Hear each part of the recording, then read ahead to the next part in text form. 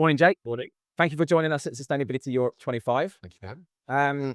There's obviously a lot of discussions going on across the 2 days. And one of the key discussions that we've been hearing is there's a lot of regulatory uncertainty. The landscape's shifting a lot for organizations. So how are you advising, how are you working with companies within IBAT to ensure they remain resilient, they're adapting to the change, but also ensure that their sustainability goals remain front and center?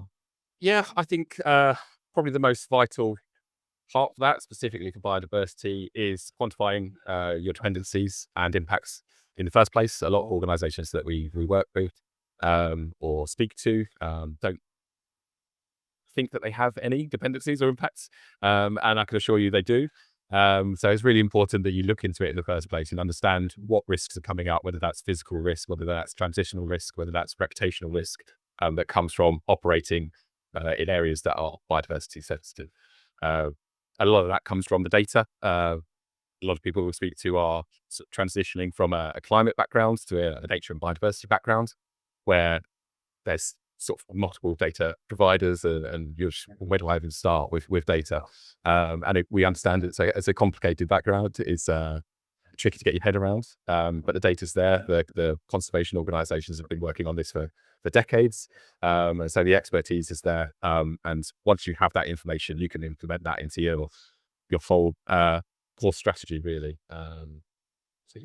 Brilliant. And there's obviously a lot on the plate of businesses at the moment. It's probably, and we've seen increasing maybe competition for attention within a business. Other things that are maybe not sustainability orientated that are taking maybe the focus or priorities of the business.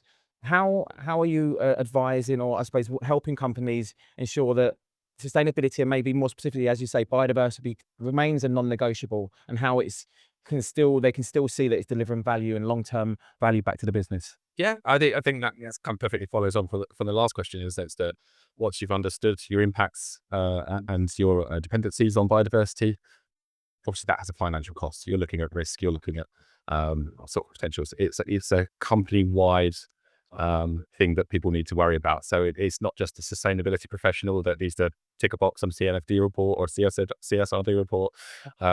It's down to the procurement team, it's down to the finance team, it's down to the C-suites as well. So a lot of the time there's difficulty in conversation with that. Obviously, finance people or C-suite don't know nature-related terms, biodiversity-related terms. So it's really finding the way to talk to each other and working in a cooperative way to make sure that everyone understands the direction they need to go, but also the risk that comes from not going in that direction.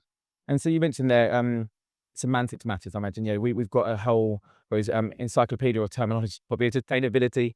What are some of the terms or the data points or the things that you see resonate when let's say take the finance aspect in particular? Is there any area that's kind of you see that resonates with them, or helping them understand the need to focus and the value of focusing on biodiversity?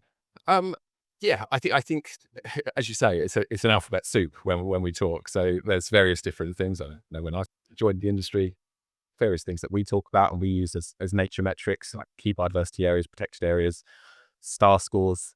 People don't understand what that means. So I know I've worked with organizations that implement it into their kind of onboarding process. So you have a quick sort of nature induction.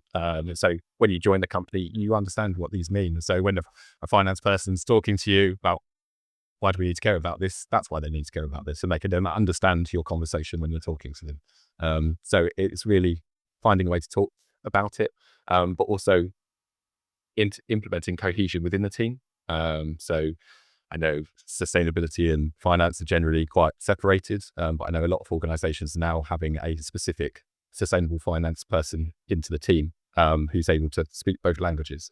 And so that can really help an organization keep it on the agenda as it needs to be. Brilliant. Thank you. I know it's a short and sharp interview, but really appreciate your insights and really appreciate the work you're doing at IBAT. Thank you for joining us, Jake. Thank you. Thank you.